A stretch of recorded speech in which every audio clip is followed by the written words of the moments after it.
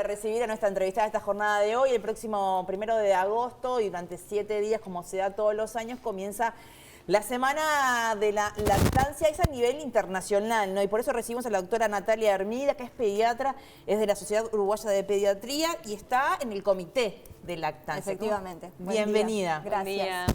Bueno, ¿cuál es el objetivo de este año? Porque todos los años la OMS busca un objetivo común. ¿Cuál es el de este año? Sí, es un lema en realidad con el que trabajamos durante esta semana y el mes, porque es una semana, pero es el mes de la lactancia.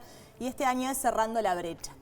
¿Qué significa? ¿Qué significa? Creo que hay mucho para trabajar porque si bien uno tiene el concepto de que la lactancia es algo natural y que se debería dar con facilidad en todas las mamás y en todos los bebés, sabemos que no es así, que hay muchas mamás que pasan por varias dificultades y justo en nuestro país, que es una preocupación del comité, hay una brecha muy importante en cuanto a los beneficios que tienen las mamás de acuerdo al lugar al que trabajen.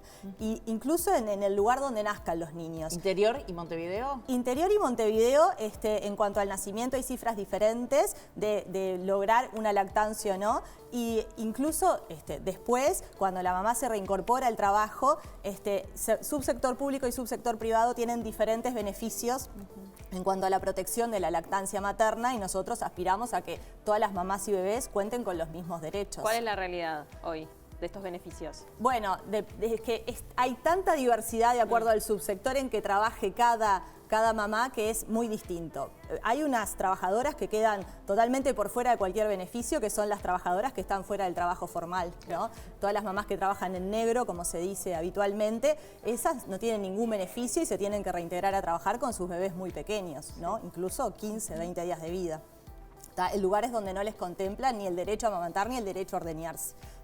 Y después, dependiendo de cada subsector dentro del sector público, no son los mismos beneficios los que tienen en primaria que los que tienen, por ejemplo, en las trabajadoras de la salud o otras trabajadoras. Entonces, uno tiene que aspirar a unificar y que todos tengamos los mejores derechos a los que podamos acceder. ¿Y cómo estamos en cifra con respecto al recién nacido? Porque en una época Uruguay se jactaba que tenía el 80% de los recién nacidos podían acceder a la lactancia materna. Luego vino la pandemia y eso nos provocó un distanciamiento de mamá y bebé. Es así. ¿Cómo estamos ahora? Siempre cuesta mucho mejorar cuando por algún motivo retrocedemos en cuanto a las cifras de lactancia. En el recién nacido sigue siendo alta la lactancia. La mayoría de los bebés, 80% logran tener algo de lactancia en algún momento, pero esas cifras decaen rápidamente a medida que corre el tiempo. Aparte no es tan fácil, porque bueno, a mí me pasó que yo atravesé un embarazo el año pasado y ahora estoy amamantando. Uno piensa, qué fácil, ¿no?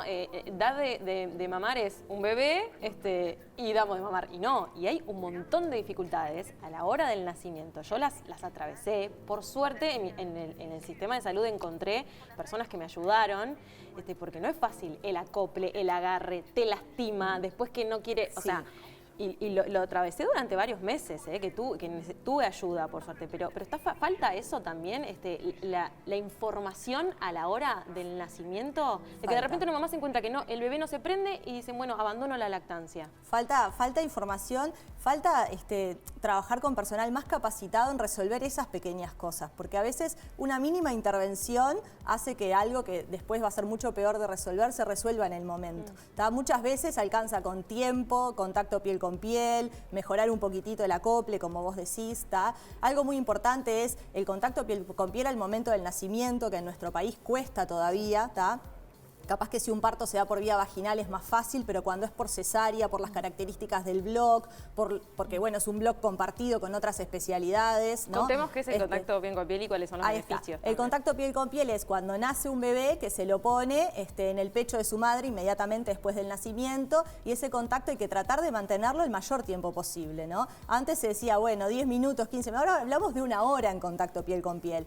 Si las condiciones del recién nacido y de la mamá sí lo permiten, porque no hay ningún problema de salud inmediato. Bueno, yo tuve, lo mío fue noticia general, tuve cesárea y el contacto con mi hijo fue, primero estuvo con el padre y después conmigo, 2, 3 horas después. Ahí está. Y bueno, y a veces muchas veces Pasa que de en la ese situación. tiempo Claro. uno se apura porque, bueno, la mamá está en recuperación, va a demorar en llegar, se le da un biberón y ahí ya interferimos, Exacto. ¿no? Entonces, bueno, todas esas cosas son las que hay que tratar de trabajar porque a veces, repito, son mínimas intervenciones las que hay que hacer con las mamás o al revés, no intervenir, no dar biberón, esperar y con eso ya se solucionan un montón de problemas. ¿Hace falta asesoras de lactancia en los centros? Sí, hace falta que el personal pueda acceder a una formación de calidad.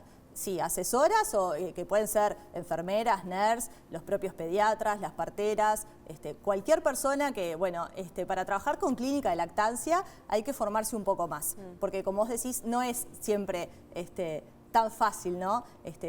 Hay que valorar una toma, ver cuál es el problema, si se acopla bien o no, cómo corregirlo. Por más que la corrección capaz que es sencilla, para eso hay que trabajar con mamás y bebés. Hay que formarse un poco más. Sí, yo creo que hace falta. ¿Y qué sucede con el consumo de sustancias, no? Estamos hablando de alcohol, estamos hablando de drogas y el bebé. Porque muchas creen que, bueno, no le va a pasar nada, pero sí influye en la leche materna. No con los alimentos, pero cualquier sustancia que uno consuma, ya sean medicamentos, drogas de abuso, alcohol, tabaco, pasa a través de la leche materna a ese lactante, ¿tá?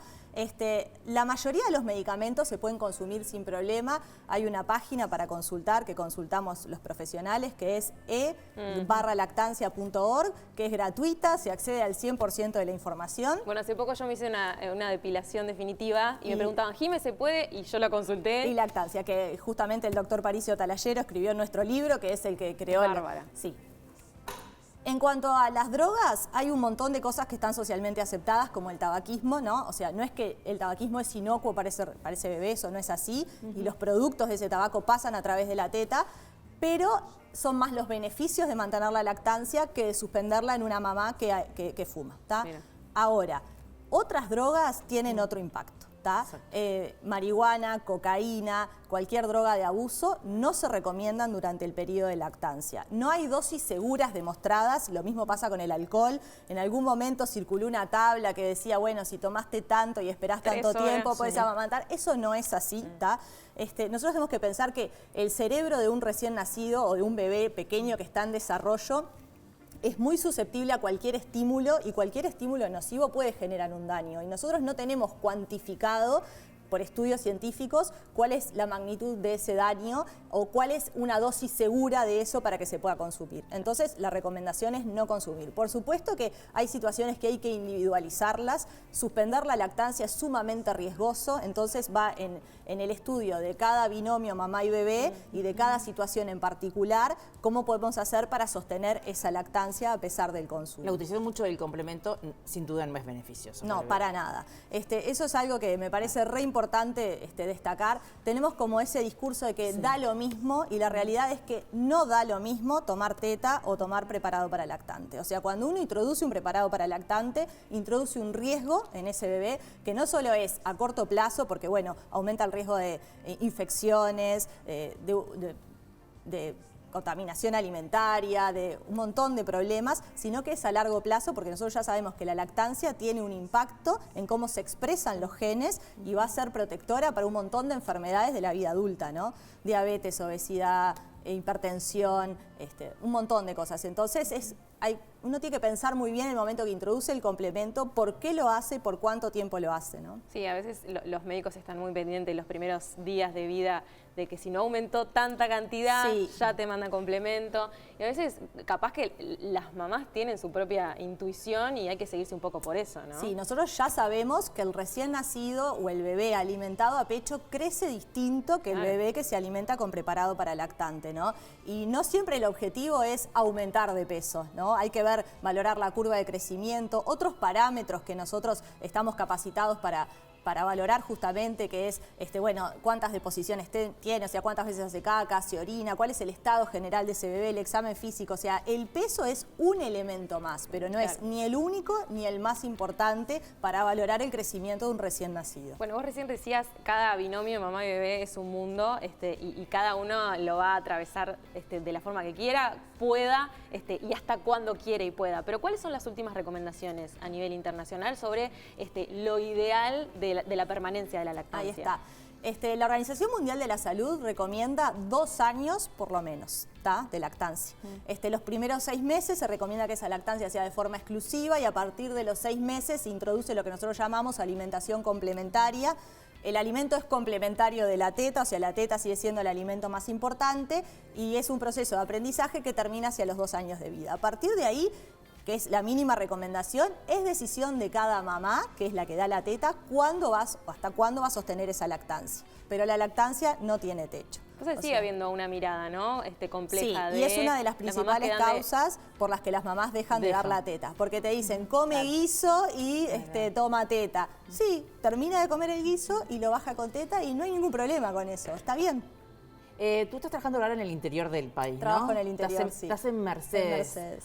Y estuve leyendo una nota que te hicieron y hablabas de niños clase A y clase B en Uruguay. Sí. Estamos hablando, decías referencia a los niños del interior son clase B y los de Montevideo son clase A. Bueno, yo después tuve una conversación con una amiga del comité, con la doctora Estefanía Cabo, y ella me dijo, yo creo que hay más categorías de niños, porque es verdad, yo lo veo desde el punto de vista en que lamentablemente en un país tan chico no todos los niños tienen las mismas posibilidades, ¿no? En cuanto a educación, en cuanto a acceso a la salud, en cuanto a acceso a la alimentación, estamos atravesando un momento de inseguridad alimentaria, se habla poco de los niños. A mí me sorprende, en plena campaña política, creo que escuché una sola persona dedicarse a hablar de infancia, ¿no? Que está atravesando un problema en este momento. Y sí, yo creo que hay una diferencia entre los niños del interior y los niños de Montevideo. ¿Con qué te encontraste en Mercedes? Y hay dificultades para el acceso a algunas cosas. Estamos a 280 kilómetros en un país que no tiene ningún problema porque tiene rutas, no tienes que atravesar una montaña, un río, nada. Y a veces acceder a un especialista o a un tratamiento o algo es complejo para gente que no tiene recursos para trasladarse. Porque, bueno, a veces dice, les pagamos el pasaje, pero es mucho más, ¿no? Mucho más. Venir a Montevideo implica mucho más para una mamá que tiene más hijos, que no tiene otra persona que le colabore, ¿no? Que no tiene quien se los cuide, que tiene dificultades para hacerse de un peso para venir y estar todo el día en Montevideo. Fuiste pediatra en Casa de Galicia, sos pediatra ahora en Mercedes. Sí. ¿El vínculo con las madres es diferente? No, las madres... o sea, tienen diferentes problemas. Como hablabas de necesidades. Sí, tienen diferentes problemas. Digo, yo a mis pacientes de Casa Galicia los extraño, algunos me siguen escribiendo. Yo creo que no es que las infancias no tengan problemas, tienen problemas diferentes de acuerdo al lugar donde les toque nacer. Son otras cosas, pero el vínculo con las madres es lindo en todos lados, ¿no?